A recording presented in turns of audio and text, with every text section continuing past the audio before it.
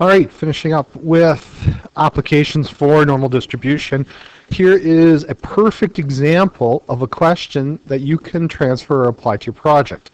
Remember on the project with your surveys, you had to do a ranking question of from a scale of 1 to 5. This is exactly it. So a survey of city students on a scale of 1 not safe, 5 very safe. They had to rank how they felt about attending their school. So you can, this is exactly what I had you do on your survey. So I'm giving you the opportunity to apply a normal distribution to your project. And I mean, that puts you in that level 4 category in your analysis. So keep that in mind. So the mean response was 3.9, so the average, and the standard deviation was 0.65. So we want to answer the following. So determine the probability someone answered with a 4. So what we are going to do is we're going to assume a normal distribution. Assume a normal distribution, which means that we're going to say that the random variables are normally distributed. 3.9 is the mean, 0.65 squared is our standard deviation. That then allows us to use our z-score tables and the properties of normal distribution to answer the rest of these questions. So determine the probability that someone answered with a 4. So here's the trick. This is the only catch to the normal distribution. If it's greater than, or if it's less than is the easiest one. Greater than, you do 1 minus. If it's an exact value like we have here, so the probability that x equals 4, this is actually the hardest of the questions. It's easier in Unit 1 when we did probability, but it's more challenging here in this particular unit, and I'll explain the why. In the normal distribution, that curve, the average was 3.9. If I want an answer of exactly 4, I want the area of that bar. For the normal distribution, what we do is we assume the bar for number 4 goes from 3.5 over to 4.5. So we're looking for the area of this rectangle. So in order to find the area of that rectangle, we would have to take our upper limit, which I'll highlight in green. So that's the green area. And we need to take away this side of the bar to isolate that blue. So in this case, the blue bar is equal to green minus red. So that's the oversimplification. So when you convert it into an equation or a formula, we're looking at the probability of green. So that's going to be x less than 4.5 minus red area, which is the probability of it being less than 3.5. So yeah, it's not exactly 4, but with the normal distribution, we give that width of 1 centered on the 4. So that's why we go from 3.5 to 4.5. So there is the catch, or the difficult part when you are dealing with an exact value in the normal distribution. If you're okay with that, then you're off to the races. There's no more difficulty. So you got to calculate your z-scores.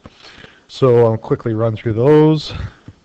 Minus 3.9 over standard deviation of that. My other z-score, 3.5 minus 3.9 over 0.65. And we're going to calculate those up. And I'm going to go to the z-score chart after that. So the 4.5 minus 3.9 divided by 0.65. So that gives me a value of 0.92. And again, for my z-score chart, 2 decimal places is really all you need, since that's all as far as the chart will extend out for us. There are charts out there that go to 3 or 4 decimal places, but at the end of the day, we're doing it from a learning process standpoint. Accuracy is dependent on what course you're taking. So now we convert our expression to z-scores. So we go from the random variable notation to the z-score notation. So I'm just replacing the z notation in there with the corresponding z-score value. And now you just go to your z-score chart to find those values. So positive 0.92, 0.9012, so it'd be 8212. 0.8212 minus negative 0.62. Negatives are up here. Again, 0, 1, 2, so 2514. 2514. So 0.8212 minus 0.2514, 0.5698. So therefore, the probability of answering 4 would be, let's call that 57%. So there's a 57% chance someone answered with a 4 on this particular survey about safety. B part, somebody answered with at least a 4. So that means at least 4 means that it is either a 4 or a 5. So if it's at least 4, we're looking at the random variable to be 4 or greater. Now, we've already done the notation. We've done this earlier in the previous example. So again, we are looking for it being at least a 4. So again, if that's the 4, here's the area I'm going to be looking for. So I need to do 1 minus x less than 4. And now I need to calculate my z-score. So now it's 4 minus the 3.9 over 0.65. And that's equal to 4 minus 3.9 divided by 0.65, 0.15. So we change it to a z-score notation, 0.15. And again, you go to your chart, and you're looking for 0.15, and that's positive. So 0, 1, 2, 3, 4, 5. So it's that one there. 5596. 5596. So 1 minus 0.5596. So that's 0.4404. So therefore, there is a 44% chance an individual answered with at least a 4.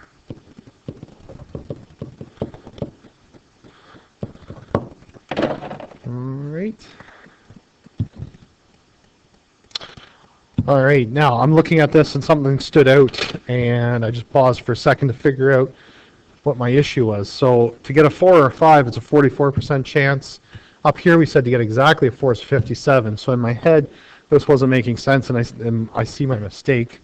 The 4, this value back here, shouldn't be a 4 because it should be the 3.5, because we said that the 4 up here included a range from 3.5 to 4.5. So I have caused a little bit of a headache here, not a severe one. So I got to recalculate a couple things here for you. So it should be 3.5 less than 3.5, and I do apologize for this, which means that it would be 3.5 over here, which means that it's going to be a negative 0.62, same as it was from above. So,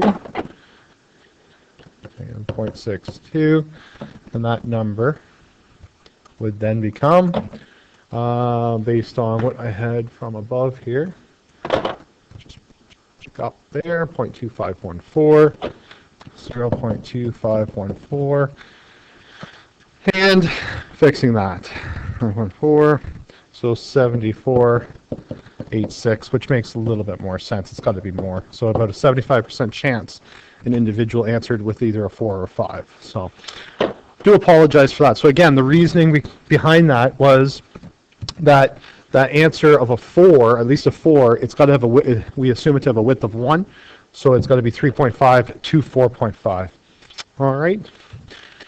And what do we want to? C and D. So, sorry, C is interpreting our answer from A.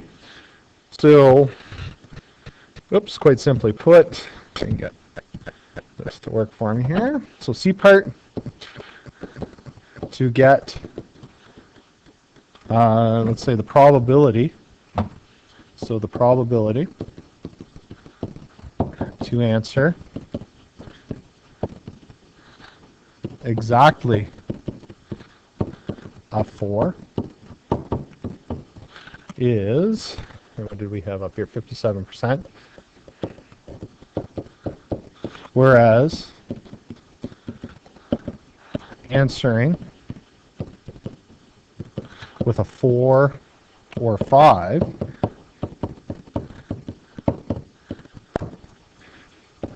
is 75%.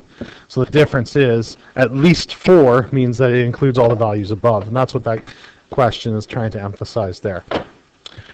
D part. Determine the probability someone answers with a 2 or less. Okay, so a 2 or less. So we're looking for the random variable. Now, it's not going to be 2. It's going to be 2.5. I'm not going to make that same mistake I did above. Okay? So for x value of 2, that means that the range goes from 1.5 to 2.5. Okay? And that gives you a width of 1. All right, so when you're dealing with discrete data, okay, there was no opportunity here for someone to answer 1.5. They had to answer 1, 2, 3. So when we block it off, it has to have that width. So we're looking at the probability of the random variable being less than 2.5. We can go straight to a z-score because we can calculate less than. That's just finding the area under the curve for 2.5. So that's what we're looking for.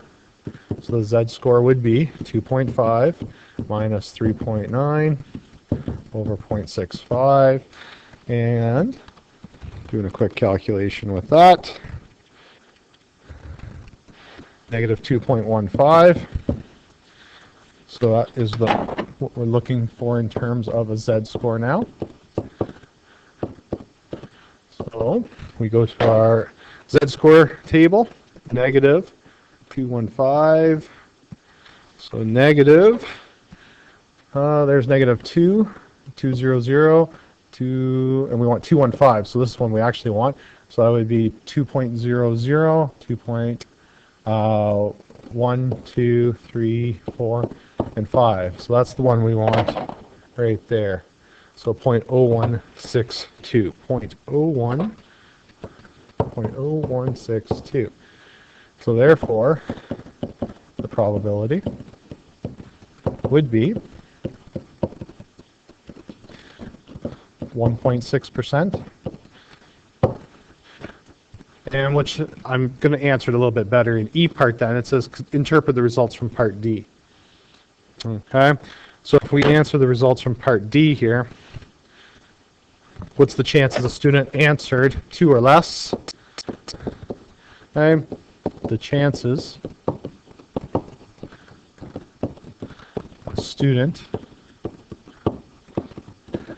answered with a 1 or a 2, very unsafe,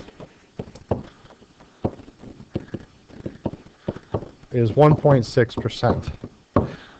So therefore, the schools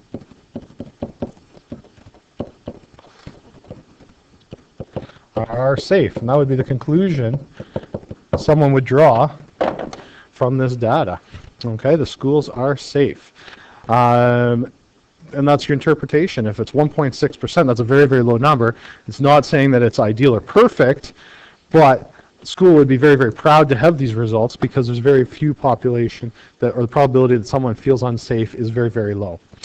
There's the assigned homework. If you have any questions, you know where to find me. Good luck.